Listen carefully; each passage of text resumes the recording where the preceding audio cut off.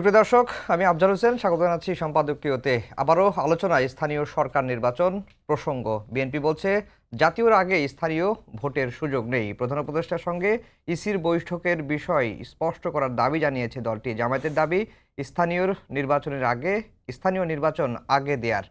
মৌলিক সংস্কার না হলে ফের স্বৈরাচারী আবির্ভাবের শঙ্কা ঐকমত্য কমিশনের। এছাড়া ৮ আগস্ট নতুন বাংলাদেশ দিবস ঘোষণা নিয়েও আপত্তি রয়েছে কয়েকটি রাজনৈতিক দলের। সমসাময়িক রাজনীতির নানা বিষয় নিয়ে আমাদের আজকের সম্পাদকীয় স্বৈরাচার ঠেকানোর উপায় কি, আর এসব নিয়ে কথা বলতে আমাদের সঙ্গে স্টুডিওতে উপস্থিত আছেন এবিএম মোশাররফ হোসেন, প্রশিক্ষণ বিষয়ক সম্পাদক বিএনপি, এবং আব্দুল হান্নান মাসুদ, সিনিয়র যুগ্ম মুখ্য সমন্বয়ক, জাতীয় নাগরিক পার্টি। দর্শক, আপনারাও এই আলোচনায় অংশ নিতে পারেন, এজন্য আপনাদের ফোন করতে হবে টেলিভিশনে দেখানো নম্বরে। এছাড়া ফেসবুকের মাধ্যমেও আপনাদের মন্তব্য পাঠাতে পারেন। আজকের আলোচনার বিষয় দিয়েছি স্বৈরাচার ঠেকানোর উপায় কি। মোশাররফ ভাই, আপনাকে দিয়ে আলোচনা শুরু করব। গতকালকে প্রধান উপদেষ্টা এবং সিইসির বৈঠক হয়েছে। বৈঠকের বিষয়বস্তু এখনো গণমাধ্যমে আসেনি। আজকে বিএনপির স্থায়ী কমিটির সদস্য সালাউদ্দিন আহমেদ তিনি খোলাসা করার দাবি জানিয়েছেন। এর আগে যখন লন্ডনে প্রধান উপদেষ্টা এবং তারেক রহমানের বৈঠক হলো, এবং বৈঠকের পরে আমরা যতটুকু জানতে পারলাম যে ফেব্রুয়ারির প্রথমার্ধে একটি নির্বাচনের দিকে সরকার যাবে, এমনটি কিন্তু আভাস পাচ্ছিলাম। এবং এরপরে বিএনপি নেতারা বলছিলেন যে এই বৈঠকের পরে রাজনীতিতে স্বস্তির বাতাস ফিরে এসেছে, তারা আশ্বস্ত হয়েছেন যে ফেব্রুয়ারিতেই নির্বাচন হবে। গতকালকে যখন বৈঠকটি হলো সিসি এবং প্রধান উপদেষ্টার, এরপরে আজকে এই বৈঠকটির বিষয়বস্তু খোলাসা করার কথা সালাউদ্দিন আহমেদ বলেছেন। তার মানে কি বিএনপি এখনো নিশ্চিত হতে পারছে না যে ফেব্রুয়ারিতে নির্বাচন হবে? ধন্যবাদ আপনাকে। ধন্যবাদ আমার সহলোক হান্নান মাসুদ সহ সময় টিভির দর্শক। না, আসলে আপনি দেখবেন যে লন্ডনে জনাব তারেক রহমান এবং প্রধান উপদেষ্টা অধ্যাপক ইউনূসের মধ্যে যে বৈঠকটি অনুষ্ঠিত হয়েছে, অনেকে এটা নিয়ে নানা কথা বলে, কিন্তু আমরা মনে করি এটা একটা দায়িত্বশীল বৈঠক ছিল। কারণ বাংলাদেশে রাজনৈতিক অঙ্গনে যে একটা গুমোট মেঘ ছিল সেটা অনেকটা কেটে গেছে। কারণ এখানে আপনি যদি যে কোনো মানুষকে প্রশ্ন করেন যে বাংলাদেশের সবচেয়ে বড় রাজনৈতিক শক্তি কারা, বলবে বিএনপি। যে বাংলাদেশের এই সরকারকে সর্বাত্মক সহযোগিতা করার সমর্থন কার আছে, বলবে বিএনপি। আগামী নির্বাচনে যদি একটি অবাধ নিরপেক্ষ নির্বাচন হয়, তাহলে মানুষের মধ্যে যদি আপনি একটা পারসেপশন দেখেন, বলবে যে বিএনপি ক্ষমতা আসতে পারে। সুতরাং বিএনপির এই গ্রহণযোগ্যতাকে আপনি কোনোভাবেই অস্বীকার করতে পারেন না। আজকে আমরা যদি বলি, এই যে নানা কারণে মাননীয় প্রধান উপদেষ্টার সাথে অনেকেই বৈঠক করে, বিশেষ করে এখানে হান্নান মাসুদ সাহেব আছেন, তাদের এনসিপিতে কোনো প্রোগ্রামও লাগে না। আপনি দেখবেন এর আগে বিএনপি 4 দিন সময় চেয়েও সময় পায় নাই, আর এনসিপি গিয়ে বলে দিয়েছে ডক্টর ইউনূস যে কোনো সময় পদত্যাগ করতে পারে। অর্থাৎ আপনি যদি রাজনীতিতে ইতিবাচক দেখেন, তাহলে আপনি এটার ইতিবাচক দেখতে পারেন, আর যদি আপনি বলেন না এটা নেতিবাচক বা একটা নেগেটিভ কিছু দেখতে পারেন।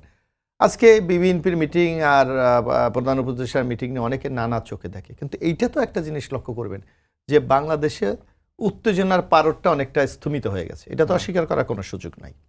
সুতরাং আমরা মনে করি বাংলাদেশের বর্তমানে সামাজিক স্থিতিশীলতা, আইন শৃঙ্খলা, অর্থনৈতিক উন্নতি, সামগ্রিক আগামী দিনে একটি কল্যাণমুখী বাংলাদেশ তৈরি করার জন্য খুব দ্রুত একটি নির্বাচন হওয়া দরকার। আপনাকে আমি একটু বলি, এখানে হান্নান মাসুদ আছে, এই প্রজন্মের নেতারা ইতিমধ্যে আপনি দেখবেন এই ইন্টিএম গভর্নমেন্টের আমলে আমরা যদি দেখি যে বাংলাদেশের সবচেয়ে বৈদেশিক মুদ্রা অর্জনকারী একটা কার্যকরী খাত হইল তৈরি পোশাক শিল্প। ইতিমধ্যে আপনি যদি দেখেন আগস্ট 2024 থেকে মার্চ 2025 69টি বড় গার্মেন্টস কারখানা বন্ধ হয়ে গেছে।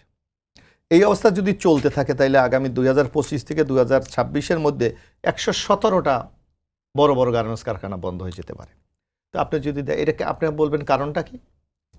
একটা হলো ঋণ স্বল্পতা, আমাদের ব্যাংকগুলি সেই ঋণ দিতে পারছে না, বায়ারদের আস্থাহীনতা, এবং সর্বোপরি যারা আমাদের ডেভেলপমেন্ট পার্টনার, তারা নির্বাচিত সরকার ছাড়া কোনো বিনিয়োগ করতে তারা নিরাপত্তা পাচ্ছে না। তো সামগ্রিক ক্ষেত্রে আমাদের এই যে পোশাক শিল্পের মতো একটা কার্যকরী খাত, আমরা যদি বিদেশ থেকে আমরা যা অর্জন করি, 100 টাকা অর্জন করলে আমরা 84 টাকায় গার্মেন্টস থেকে পাই, এই অবস্থা। আপনার যদি দারিদ্র্যের হার আপনি দেখবেন, গত বছর বিশেষ করে স্বৈরাচার ফ্যাসিস্ট সরকারও থাকতে দারিদ্র্যের হার কিন্তু 20.5% ছিল 2024-এ। এই বছর আপনি দেখেন 25 থেকে 26, ওয়ার্ল্ড ব্যাংকের পূর্বাভাস, আমরা এই গত সপ্তাহ বলেছে যে এখন 22.9%। এর মধ্যে নারী প্রায় আপনার 18 লক্ষ নারী কিন্তু আপনার দারিদ্র্য সীমার নিচে নেমে গেছে, বেকার হয়ে গেছে। আপনি দেখবেন এটা যদি চলে তাহলে 2026 সালে আপনার প্রায় 25.6% দারিদ্র্যের মধ্যে আমরা চলে যেতে পারি। বেকারত্ব বৃদ্ধি, আপনি দেখবেন সেদিনও আপনি বললেন বেকার হতে প্রায় 27 লক্ষ লোক বেকার, এর মধ্যে 18 লাখ হইল নারী। তা আমাদের জনসংখ্যার অর্ধেক নারী, এই নারীক্ষণকে যদি আমরা কর্মক্ষণ না করি, হচ্ছে নির্বাচন দিলে সকল সমস্যা না আমি বলছি নির্বাচন, আমি এগুলি এই অবস্থা। বিনিয়োগ দেখেন 2024 সাল 23-24 বিনিয়োগ ছিল আমাদের 116.40 লাখ ডলার, এই বছর এখন পর্যন্ত 86 লাখ ডলার, এবং এই অবস্থা চলতে থাকলে আগামী বছর এটা নেমে আসবে মাত্র। এটা আমি বলছি এই কারণে যে এই আস্থার সংকট, এই যে আমাদের ডেভেলপমেন্ট পার্টনাররা বিনিয়োগ করার মতো তারা কোনো আস্থা পাচ্ছে না, ব্যাংকের ঋণ নেই। এই অবস্থা থেকে উত্তরণ করার জন্য একটা স্থিতিশীল গভর্নমেন্ট দরকার। এইটাকে আমরা নামই তো দিই একটা ইন্টেরিয়াম গভর্নমেন্ট। তো এই অবস্থা থেকে উত্তরণ করতে হলে, কারণ আগামী দিনে যেই ক্ষমতায় যাক, যেই রাষ্ট্র, আমাদের রাষ্ট্রটাকে তো চালাতে হবে, কিন্তু একটা ভঙ্গুর অবস্থা, অর্থনৈতিক অবস্থা, একটা অস্থিতিশীল রাজনৈতিক অবস্থা, আইন শৃঙ্খলার অবনতি, সামগ্রিক অবস্থা নিয়ে রাষ্ট্রটা কি রান করা কি সম্ভব? জি, মোশাররফ ভাই আপনার কাছে আবার আসবো। হান্নান মাসুদ, যেই কথাগুলো মোশাররফ ভাই বললেন যে দেশে এখন নানা সংকট পড়তে যাচ্ছে এবং এই সংকট থেকে উত্তরণের জন্য একটি স্থিতিশীল সরকার দরকার, এবং তারেক রহমান এবং ডক্টর মোহাম্মদ ইউনূসের যে বৈঠক লন্ডনে হয়েছিল, এরপরে রাজনীতিতে গুমোট পরিবেশ ছিল, সেটি কেটে গেছে, উত্তেজনার পারদও কমে এসেছে। আজকে স্থায়ী কমিটির সদস্য সালাউদ্দিন আহমেদ বলছেন যে গতকাল যেহেতু সিইসি এবং প্রধান উপদেষ্টার বৈঠক হয়েছে, এই বৈঠকের বিষয়বস্তু স্পষ্ট করা দরকার। এখন আপনারা আসলে কি মনে করছেন যে এই ফেব্রুয়ারিতে নির্বাচন নিয়ে এখনও কিন্তু মানুষের মধ্যে মানে আস্থাহীনতা বা উৎকণ্ঠা কাটেনি? আপনার কাছে কি মনে হয় যে কেটেছে? না, আমার দেশের রাজনৈতিক দলগুলোর মধ্যে যে আস্থাহীনতা, প্রধান উপদেষ্টার কথার উপরও যখন ভরসা থাকে না, তখন বাইরের লোকজন কিভাবে রাখবে? আপনার যখন হচ্ছে বড় রাজনৈতিক দলের সাথে বসে কথা বলে একটা ডেট দিয়ে আসার পরও বড় রাজনৈতিক দলটা রাখতেছে না, দেশের বাইরের মানে বহির্বিশ্বের কান্ট্রিগুলো কিভাবে রাখবে এই সরকারের উপর ভরসা বা আস্থা যে বিনিয়োগ করবে? মেইন কথা হচ্ছে যে আমরা তো 5ই আগস্টের পর 8ই আগস্ট যখন সরকার গঠন হয়, এই সরকারটা একাকী মানে হচ্ছে এসে বসে যায়নি। রাজনৈতিক দলগুলো সকলে সমন্বিতভাবে কথাবার্তা বলেই এই সরকারকে সমর্থন দিয়েছে। এমনভাবে বলা হয়েছে এই সরকার ব্যর্থ হইলে বাংলাদেশ ব্যর্থ হবে, এই সরকারকে ব্যর্থ হতে দেওয়া যাবে না। দেখুন মোশাররফ ভাইরা যখন এখানে বসে বসে বিভিন্ন পরিসংখ্যান দেখান, মনে হয় যেন হচ্ছে না এই সরকার ব্যর্থ হচ্ছে এখন, সুতরাং হচ্ছে দ্রুত নির্বাচন দিয়ে সরকারকে সরে যাওয়া দরকার। মানে এটা এমন যে হচ্ছে এটা একটা ভালো কিছু হতে যাচ্ছে। আমরা তো ভাবছিলাম এই রাষ্ট্রটা স্থিতিশীল হবে, অন্তত এই সরকার যতক্ষণ পর্যন্ত না মৌলিক সংস্কারগুলো করবে, মৌলিক বিষয়গুলো তো পরিবর্তন না আনবে, যেগুলো মূলত দুর্নীতিকে প্রশ্রয় দিয়েছে, আইন শৃঙ্খলার অবনতিকে প্রশ্রয় দিয়েছে, যেগুলো মূলত হচ্ছে ঘুষ বাণিজ্যকে প্রশ্রয় দিয়েছে, যেগুলো হচ্ছে আপনার নির্বাচনী ব্যবস্থা ধ্বংস করেছে, ধ্বংসের ক্ষেত্রে প্রশ্রয় দিয়েছে, এই সকল বিষয়গুলোর মৌলিক সংস্কার ঘটাবে বলে আমরা কিন্তু হচ্ছে আশা করেছিলাম। এই সরকারকে সকল রাজনৈতিক দল সহযোগিতা করবে বলে আমরা আশা করেছিলাম। কিন্তু দেখা গিয়েছে কি, এই সরকারকে আপনি কতভাবে মানে হচ্ছে অসহযোগিতা করা যায়, কতভাবে এই সরকার স্থির না, স্থিতিশীল না, এই সরকার মানে হচ্ছে দেশের জন্য কাজ করতে অ্যাবেল না, এনজিও সরকার, এই সরকারকে দিয়ে সম্ভব না, এটা প্রমাণে ব্যস্ত। টকশোতে এলে প্রমাণে ব্যস্ত, বক্তব্য গেলে হচ্ছে এই সরকারকে ব্যর্থ হতে দিব না, এই জায়গাটা তৈরি করে রাখেছে, মানে পলিটিক্যাল র্যাটরিক যেটাকে বলে, যাতে করে এই সরকার ব্যর্থ প্রমাণ করে দ্রুত নির্বাচনের মাধ্যমে আমরা ক্ষমতায় যেতে পারি। আচ্ছা, নির্বাচন হলে তো ক্ষমতায় যাবেন, বাট নির্বাচনের প্রক্রিয়াটা নিয়ে আমরা আলোচনা করি। আমরা আগামী বাংলাদেশ কেমন হবে, নাকি 54 বছর যেভাবে চলছে সেভাবেই চলবে, সেটা নিয়ে আমি কথা বলি।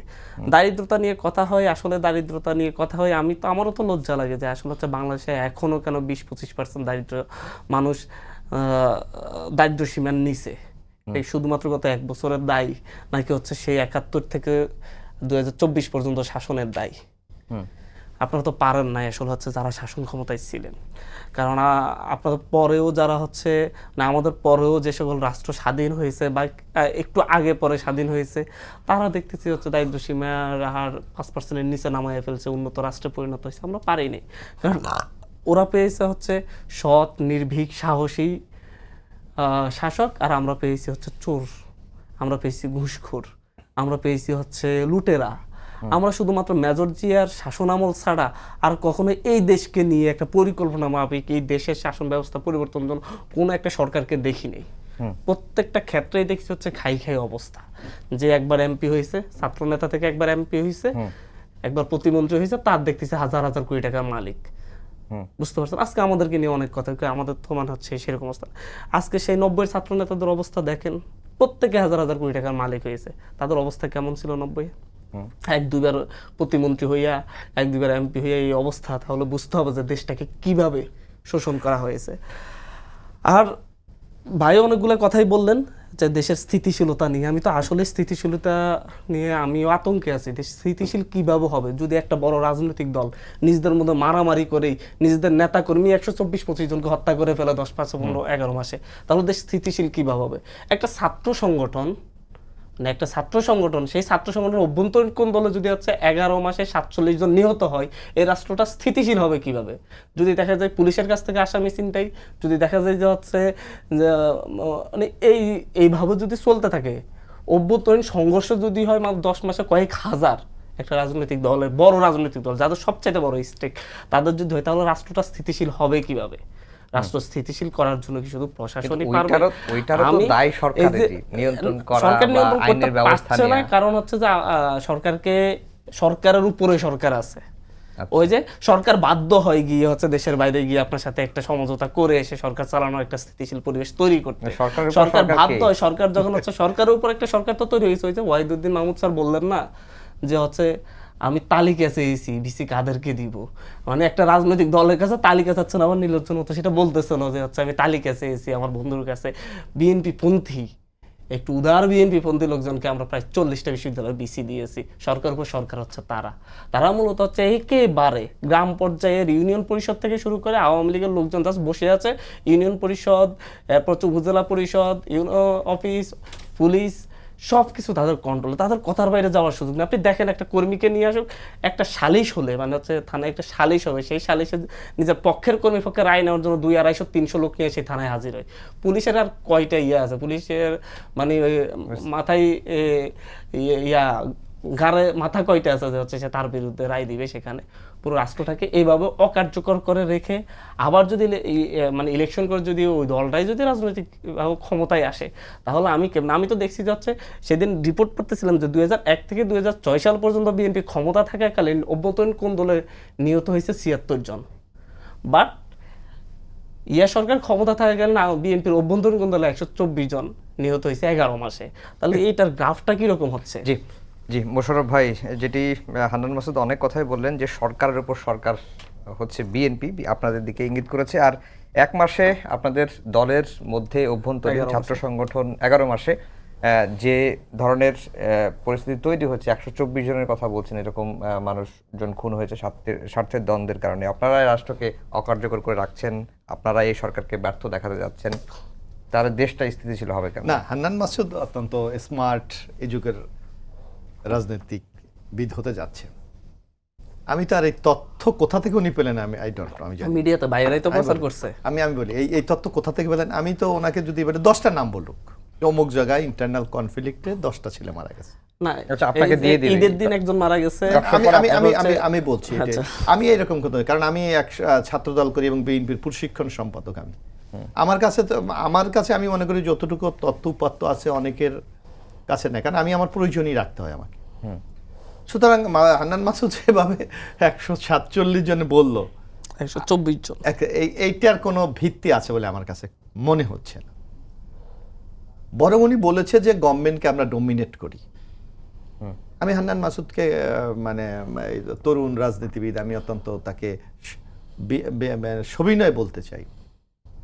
থানার এনসিবি নেতার কাছে ওসি শুধু জিলাপি খেতে চেয়েছিলেন, আপনার মনে আছে?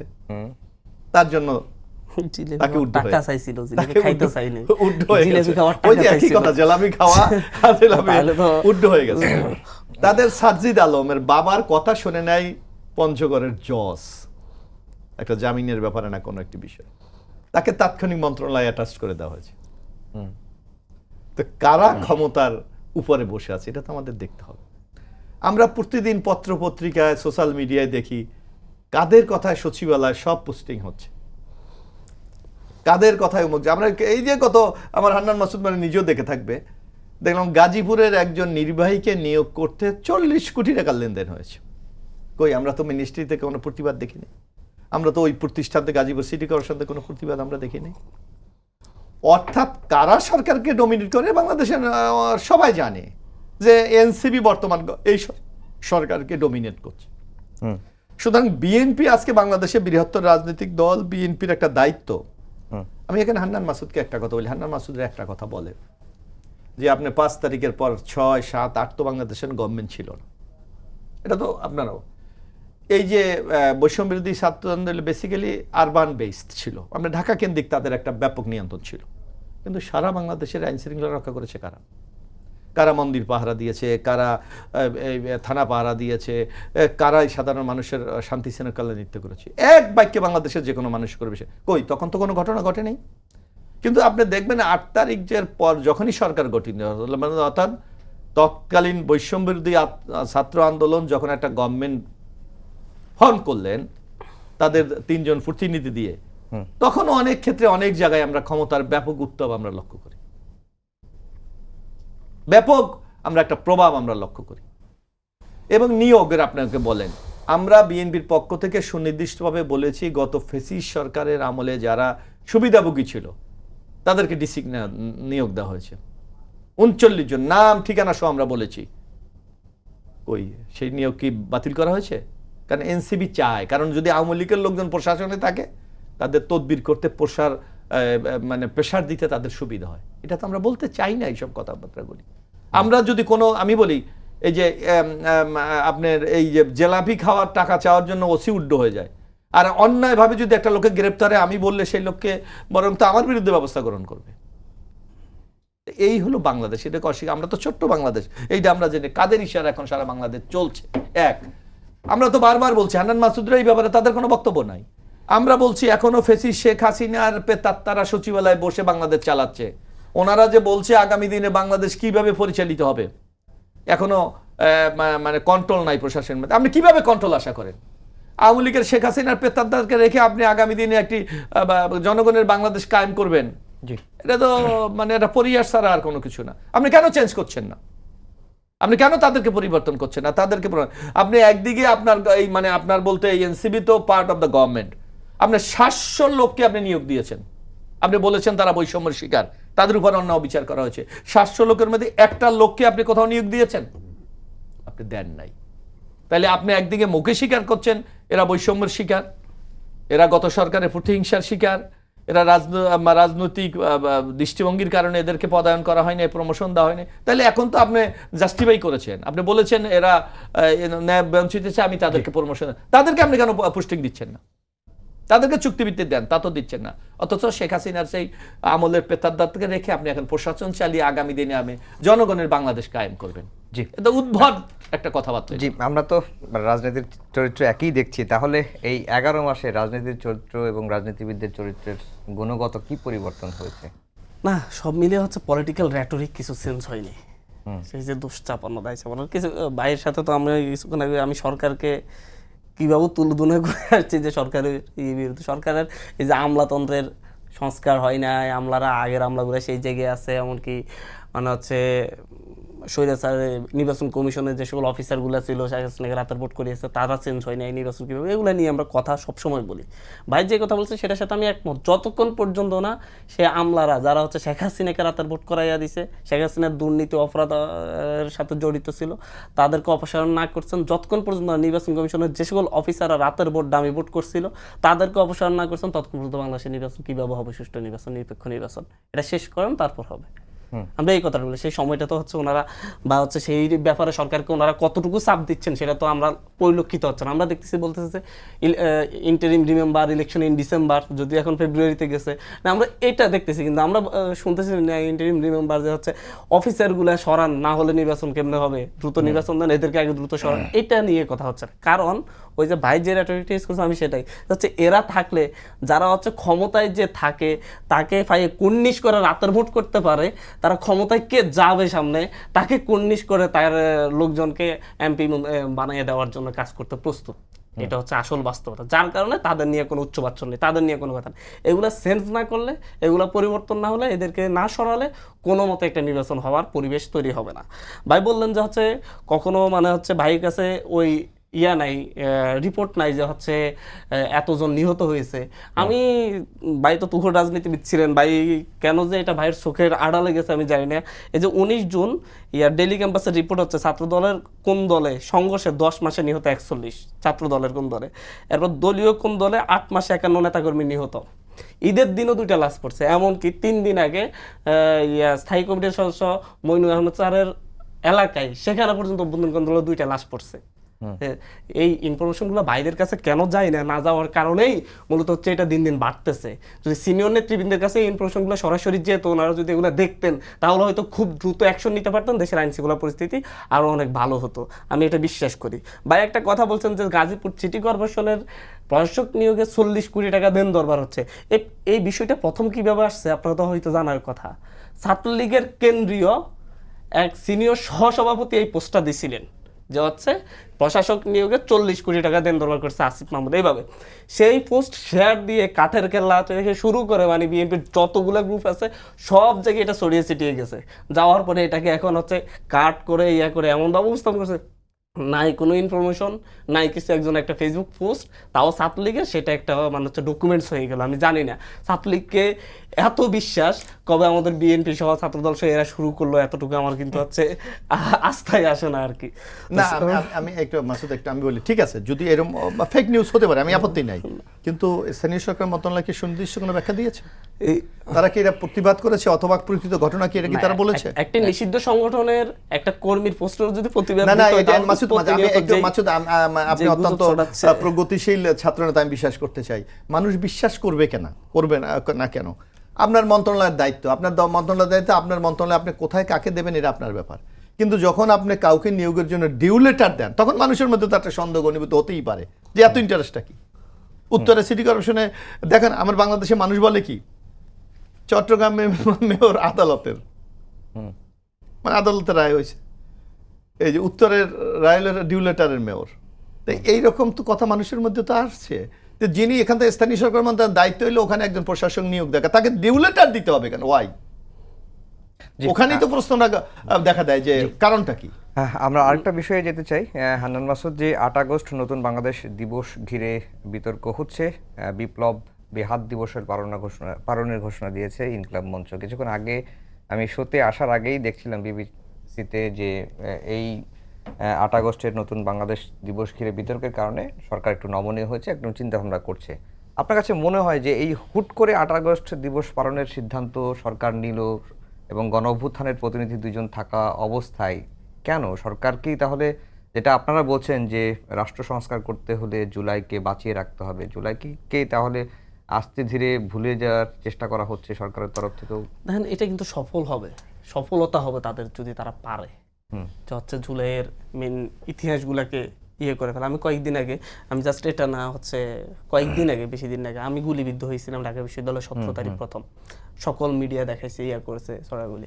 আমার একটা স্পিচকে নিয়ে মানে হচ্ছে কাঠের কেল্লা, যেটা ছাত্রদলের মুখপাত্র হিসেবে কাজ করে, সেখানে প্রথম একটা জানান কবে গুলিবিদ্ধ হয়েছে, মিথ্যাচার করতেছে, এবং এটা নিয়ে যে একটা তৈরি করেছে, মানে একেবারে 1 বছর যাই নাই, এবং হচ্ছে সেদিন একমাত্র গুলিবিদ্ধ হওয়া মানুষটা কিন্তু আমি তো এটা হচ্ছে কি জানেন, নিজেদের ইনসিকিউরিটি থেকে, আমি বলছিলাম সরকারের উপর সরকার আছে, সরকারের ভিতরেও সরকার আছে, সবকিছুতেই ছাত্র প্রতিষ্ঠাতাদেরকে যদি হচ্ছে সরকার ইনক্লুড করতো তাহলে তো এই অবস্থা হতো না। আমরা দেখছি যে হচ্ছে 5 আগস্টের পর 3 দিন রাষ্ট্রটাকে কিন্তু এদেশের ছাত্র জনতা রক্ষা করেছে। 8 তারিখ থেকে সরকারের হাতে সেই দায়িত্বটা বুঝিয়ে দিয়েছে সরকার কতটুকু পেরেছে, কতটুকু সক্ষম হয়েছে। সরকার না পেরেছে গুলিস্তানে চাঁদাবাজি বন্ধ করতে, না পেরেছে সরকার হচ্ছে কারওয়ান বাজারে চাঁদাবাজি বন্ধ করতে, সরকার না পেরেছে মানুষের হানাহানি বন্ধ করতে, সরকার না পেরেছে এই যে এই পর্যন্ত রাজনৈতিক কোন দলে 124 জন 25 জন নিহত হয়েছে তাদের প্রত্যেকের হত্যার বিপরীতে 2 জন করে অ্যারেস্ট করতে সরকার পারে নাই। সেদিন থেকেই এজন্য আমরা বলি 8 তারিখ থেকে বিপ্লব মূলত ব্যাহত হয়েছে। আমরা যাদেরকে ভরসা করে এটা দায়িত্ব দিয়েছি যাদের উপর আস্থা রেখে আমরা এই দায়িত্বটা দিয়েছি তারা সেই আস্থা রাখতে পারে নাই। তারা বারবার নমনীয় হয়েছে, তারা বারবার সমঝোতা করতে গিয়েছে, তারা বারবার হচ্ছে দেশি বিদেশি শক্তিগুলার ইস্টাবলিশমেন্টগুলোর কাছে নমনীয় হয়ে নিজেদের ক্ষমতা ধরে রাখতে চেষ্টা করছে। যেমন ধরুন হচ্ছে বাংলাদেশের নির্বাচন কবে হবে, কখন হবে, কিভাবে হবে, সেটা বাংলাদেশের মাটিতে ডিসিশন নেওয়ার মতো অবস্থা নেই। বাংলাদেশের বাইরে গিয়ে ডিসিশনটা নিতে হবে। কেন? কারণ হচ্ছে একটি বড় রাজনৈতিক দলের বড় নেতা দেশের বাইরে থাকেন। কেন ওই রাজনৈতিক দলের বাকি নেতারা এখানে থাকেন না? তাহলে কি আপনার দলের চাইতে ব্যক্তি বড় হয়ে গিয়েছে, নাকি হচ্ছে দেশের চাইতে দল বড় হয়ে গিয়েছে? কোনটা হয়েছে? আমি কখনো জানি না কোনো রাষ্ট্রের এরকম ইতিহাস আছে কিনা যে হচ্ছে সরকার যখন হচ্ছে একটু চাপে পড়েছে, বিপদে পড়েছে, সরকার সরকার বলে, আমি বলবো রাষ্ট্র গিয়ে একটি রাজনৈতিক দলের সাথে সমঝোতা করেছে একটা যৌথ বিবৃতির মাধ্যমে। এটা রাষ্ট্র পারে না। রাষ্ট্রের এটার মাধ্যমে রাষ্ট্র যে নমনীয় হচ্ছে, রাষ্ট্র যে সার্বভৌমত্ব, সেটাকে প্রশ্নবিদ্ধ করা হচ্ছে। আমরা মনে করি যে হচ্ছে বাংলাদেশের যে হচ্ছে সংস্কারগুলো নিয়ে যে ধরনের কথাগুলো হচ্ছে, সংস্কারগুলো নিয়ে প্রতিটি মৌলিক সংস্কারের ক্ষেত্রে একটা ইস্টাবলিশমেন্টগুলো হচ্ছে প্রশ্ন তুলে রাখছে। প্রত্যেকটা মৌলিক সংস্কারের বিরুদ্ধে 5-7টা মৌলিক সংস্কার নিয়ে কথা হচ্ছে, সেগুলো নিয়ে এত বিতর্ক। সবাই রাজি, একটা গোষ্ঠী রাজি না, একটা দল রাজি না। এর মধ্য দিয়ে মূলত হচ্ছে বাংলাদেশকে আরেকটা অনিশ্চিত ভবিষ্যতের দিকে আপনি ঠেলে দিচ্ছেন। আজকে হাবিবুল আওয়ালকে অ্যারেস্ট করছেন, তো কালকে হচ্ছে আপনার আরেকজনকে অ্যারেস্ট করতে হবে, আরেক নির্বাচন কমিশনকে। কারণ সেও একই রকম আপনার চাপ করে এটা করতে হবে। আমরা যখন হচ্ছে এনসিসি নিয়ে কথা বলা হচ্ছে, এনসিসির কাজ স্পষ্ট করা, যে এনসিসি গঠিত হবে কাদের নিয়ে সেটাও স্পষ্ট করা। প্রধানমন্ত্রী থাকবে, বিরোধী দলীয় নেত্রী থাকবে, উচ্চ পরিষদের স্পিকার থাকবে, নিম্নকক্ষের স্পিকার থাকবে।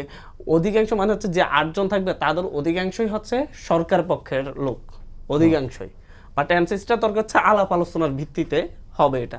আর নির্বাচন কমিশনকে হচ্ছে প্রধানমন্ত্রী নিয়োগ দেয়, এই দুর্নীতি দমন কমিশন কি প্রধানমন্ত্রী নিয়োগ দিবে?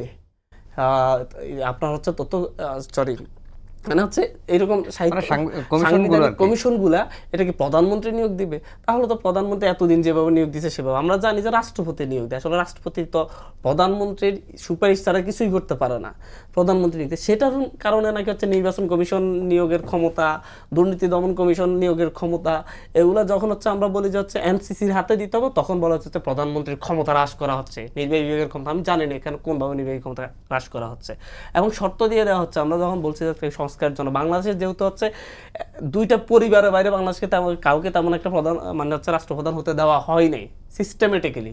একটা 2 পরিবারের কাছে এই দেশের মানুষ আবদ্ধ হয়ে আছে, মানে এটা মানুষের চিন্তাধারা তৈরি হয়েছে, মনস্তত্ত্ব। মানুষ মনে করে যে এই 2 পরিবারের বাইরে সম্ভব না। এটা আমি বলছি না যে হচ্ছে দলগুলোর দোষ, আমরা বলছি যে হচ্ছে এই সংস্কারের কারণে হচ্ছে একই ব্যক্তি সরকারের প্রধান এবং হচ্ছে দলের প্রধান না থাকুক, যেহেতু হচ্ছে সরকার প্রধান, কিন্তু হচ্ছে সেই ক্ষেত্রে একমত না। এক ব্যক্তি 2বার বেশি প্রধানমন্ত্রী না হোক, যেটা বিশ্বের বহু রাষ্ট্রে আছে, 2বার বেশি প্রধানমন্ত্রী না হোক, কিন্তু সেটাতেও রাজি না। তবে শর্ত দিয়ে দিছে 10 বছর হইতে হবে। এখানে আবার হচ্ছে কয়েকটা বিষয়, আরেকটা মৌলিক সংস্কারের বিষয় যে হচ্ছে প্রধানমন্ত্রী মেয়াদ 4 বছর হবে নাকি হচ্ছে 5 বছর হবে। যদি 4 বছর হয় এটা 3বার হতে পারতেছে। মানে আপনার লেজ রেখে শর্ত সাপেক্ষে 10 বছরের রাজি না। আপনার যদি কোনোটা যদি হচ্ছে জাতির স্বার্থে মনে করে যদি আপনি রাজি হন না, এই জাতির জন্য কল্যাণকর 10 বছর হওয়াটা জাতির জন্য কল্যাণকর, তাহলে জাতির জন্য কল্যাণকর ইস্যুতে আপনি শর্ত দিয়ে দিবেন কেন? সেই শর্তটা নিয়ে তো আপনি আবার আলোচনা করতে পারতেছেন। মৌলিক 6টা বিষয়ের মধ্যে একটা বিষয়ের ক্ষেত্রেও একমত হতে এখন পর্যন্ত শুধুমাত্র একটা দলই পারেনি, বিএনপি। যেহেতু বিএনপি সামনে ক্ষমতায় আসতেছে, মোটামুটি ভাইও বললেন, এই দেশের মানুষও মনে করতেছে, সেহেতু বিএনপি মনে করে যাচ্ছে তারা ক্ষমতায় গিয়ে আবার কোনো নেতা বলে 30 বছর নির্বাচনের মাধ্যমে তারা ক্ষমতায় থাকবে। যেভাবে আওয়ামী লীগ বলতো 2041 সাল পর্যন্ত ভয় করি।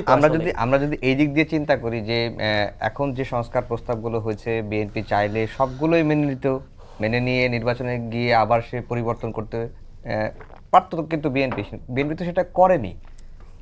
আমরা যদি এই দিক দিয়ে চিন্তা করি, আপনি চিন্তা করতে পারেন, কারণ ইতিহাস কাউকে ক্ষমা করে না। আপনি ভুলে যাওয়ার কথা নেই 1986 সালে একটা চুক্তি করছিল যে যারা এরশাদের অধীনে নির্বাচনে যাবে তারা জাতীয় বেঈমান হবে। শেখ হাসিনা গেছিল 5 বছর পরে 91 সালে এদেশের মানুষ জবাব দিয়ে দিচ্ছে। একটা শক্তিশালী রাজনৈতিক দলকে রাখে একটা দুর্বল, যারা হচ্ছে ইয়াকে সকল আসনে প্রার্থী পর্যন্ত দিতে পারে নাই, তাদেরকে মানুষ ক্ষমতায় নিয়ে গিয়েছে। এটা মাথায় রাখতে হবে, এই ভয়টা তো থাকতে হবে। মোশাররফ ভাই, 2টি প্রশ্ন আপনার কাছে, ছোট করে প্রথমটার উত্তর দিবেন। 8 আগস্ট নতুন বাংলাদেশ ঘিরে দিবস করাকে ঘিরে বিতর্ক বা আপত্তি আমি বললাম এর আগে, বিএনপি এই বিষয়টি নিয়ে এখনো কোনো প্রতিক্রিয়া জানায় নাই। জামাতও বলছে যে 5 আগস্টই হওয়া উচিত, গণ অভ্যুত্থান এবং নতুন বাংলাদেশ দিবস। বিএনপি এক্ষেত্রে প্রতিক্রিয়া জানায়নি। আর মৌলিক সংস্কার নিয়ে বিএনপি দেশকে অনিশ্চয়তার দিকে নিয়ে যাচ্ছে এবং প্রধানমন্ত্রীর মেয়াদ 10 বছর করা এনসিসির রাজি হয়েছে, বাট এনসিসির যে পর্ষদ সেটিকে না, বাদ আমি দিবে। এখানে আমি একটু বলি। এখানে হান্নান মাসুদ, আপনি যদি আপনি কনস্টিটিউশনে দেখেন, আমরা কি চাই? আমরা পার্লামেন্টকে ক্ষমতায়ন করতে চাই। আপনি who's the powerful, parliament or NCC? কে কে শক্তিশালী? নিঃসন্দেহে পার্লামেন্ট। পার্লামেন্ট। তো যদি আপনি পার্লামেন্টকে শক্তিশালী করেন, যে প্রস্তাব এনসিসি দেওয়া হয়েছে, আমরা এনসিসির বিরুদ্ধে এই কারণে আপনি সার্বভৌম বাংলাদেশ চাচ্ছেন, তাহলে যদি পার্লামেন্টের বিকল্প যদি আরেকটা শক্তি আপনি দাঁড় করান, তাহলে পার্লামেন্টের সে গুরুত্ব থাকে না। কিন্তু বিএনপি সাংবিধানিক নিয়োগ কমিটির ব্যাপারে তো বিএনপি কোনো আপত্তি করেনি যে আপনি নামটা চেঞ্জ করে আপনি এটা করেন, কিন্তু আপনি সংসদের প্যারালাল কোনো সংগঠন আপনি দাঁড় করাবেন না, তাহলে সংসদ অকার্যকর হয়ে যাবে। হান্নান মাসুদ অনেকগুলি কথা বলেছে, যে কথাগুলির সাথে আমরা কেন দ্বিমত করি। কারণ ওনারা বলছে সংবিধান ছুঁড়ে ফেলে দিতে হবে, নতুন সংবিধান রচনা করতে হবে।